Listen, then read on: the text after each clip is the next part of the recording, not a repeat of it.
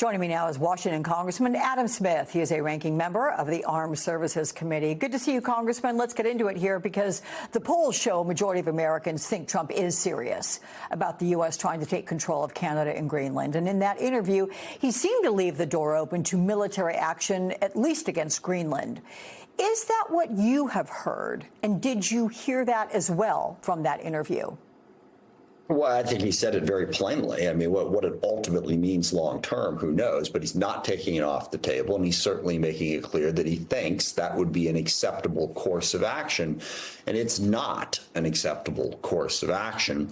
And also, it's important to remember Denmark controls Greenland. They are a very close ally. The president's not wrong that Greenland is an important strategic place right now in the world, given its proximity to the Arctic, what's going on with Russia and China. But it's controlled by a very close ally. We have a military base on Greenland. Our national security interests can very easily be met in Greenland simply by working with Denmark and Greenland.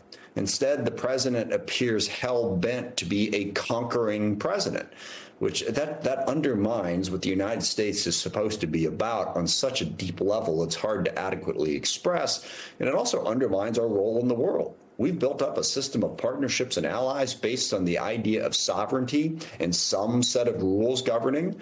President Trump seems determined to say, no, we're going back to might makes right, and we're going to take whatever we want. And guess what? If that's his approach, China, Russia, Iran, a whole bunch of other countries are going to say, great, let's go. This really undermines peace and stability in the world. Let's move to Signalgate, because that alone seems like the obvious reason that Mike Waltz was ousted as National Security Advisor. But Waltz's reputation as a traditional GOP foreign policy hawk caused friction with the America First loyalists in Trump's cabinet. Waltz has supported Ukraine, was one of the few advisors pushing for Russia sanctions. What do you believe weighed more in forcing him out? Well, I think the latter weighed more. I mean, clearly the president doesn't care about Signalgate. He doesn't care about operational security within the Pentagon or within our national security operation. If he did, Pete Hegseth probably wouldn't have a job, and certainly something would have been done to change the practice since that information was leaked on that Signal chat, and they haven't changed anything. So I think it's clear that this has a lot more to do with sort of the palace intrigue of who gets along with whom, and the thought of a lot of MAGA people that Waltz was insufficiently loyal to their worldview. I think it's very clear that that's what had had a greater influence on Waltz losing his national security advisor position. Yeah, and you say that about Hegseth because he shared the most sensitive information in the Signal chat. There are multiple other reports that he allegedly violated some serious national security protocols. What concerns you about reports of chaos in the top ranks of the Pentagon, and why is Trump still standing by Hegseth? Well, chaos in the top ranks of the Pentagon is what concerns me. It's an incredibly important organization with a $900 billion budget and a few million employees that is responsible for our national security. And the reports keep coming back that Secretary Hegseth is just in a basic personality fight with his top staff. He's fired, I think it's up to like 5 of his top staffers, and he's only been on the job for a little over 2 months. And all of those staffers have reported that it is chaos within the Pentagon. Secretary Hegseth is more focused on his personal image than he is on meeting the national security interests of the country. So, are we going to be, and keep in mind, we're basically fighting a war in Yemen right now on a day in and day out basis. How is that war being managed? How is it going? We virtually never hear about that. The Gaza war has just gone back up again. And what are we doing to get that to stop? Syria is, they've got a new government now that Assad is out. If they descend into chaos, that's a huge problem. What's he doing about that? How are we getting to that stoppage of the war in Ukraine that President Trump promised on day one? What are we doing to deter China?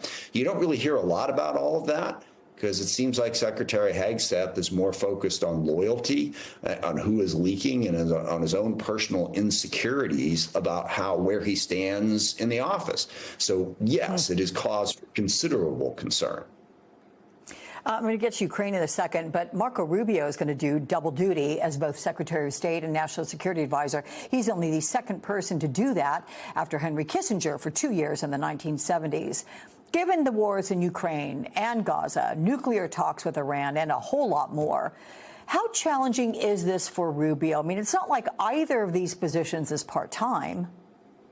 Yeah, no, I think it's impossible to do both jobs. And so we could walk through everything that I just walked through that you have to sort of deal with and why it's a problem of a national security advisor and a secretary of state doing double duty like that. But I think it also speaks to Trump's basically power-hungry approach. He wants to consolidate power as much as he can in the hands of the few. And I think that also undermines the effectiveness of the federal government. And it's played out in a number of different places. I mean, look, but President Trump made it clear he does not believe in our federal government. He doesn't want to make it more efficient and more effective. He wants to make it weaker so that he personally has more power. And I think this is in keeping with that theme. And again, there is a lot going on in the world that is important to U.S. national security and global peace. How is the Trump administration handling all of that? Not very well at the moment. And fewer people being stretched even more thinly or thinner, if you will.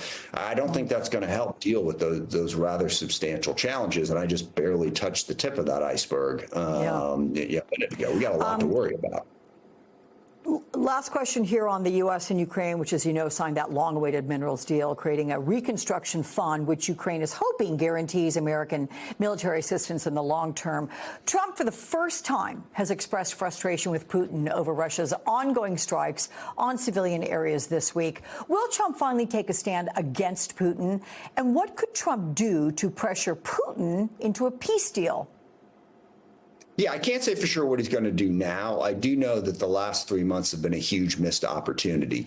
Look, the Russian attack on Ukraine had stalled around about January. They've been throwing a lot of people at the front across eastern Ukraine, and they've been racking up massive casualties, losing all kinds of equipment and not making much progress. Meanwhile, the Russian economy was experiencing inflation and all kinds of challenges as well. If Trump had come in and said, look, we want peace in Ukraine, but President Putin understands something. We are not going to stop supporting Ukraine until you come to the table and stop the war. Instead, Trump basically blamed the war on Zelensky and Ukraine, cut off support briefly for Ukraine, and sent a very clear message that if Putin just waited long enough, Trump was going to abandon Ukraine. Now, in the last week or so, it appears Trump may be changing that message, but that's what you need to do to bring this war to an end. Let Putin know that he is not going to be able to take Ukraine because the U.S., and by the way, the 53-nation coalition that President Biden and Secretary Austin put together, we're not going away. We are not going to let Putin take Ukraine. That will force him to the peace table. Is Trump finally waking up to this blindingly obvious reality 3 months into his term? Maybe, but we don't really know for sure right now. Okay, Congressman Adam Smith, always worthwhile talking with you, my friend. Thank you.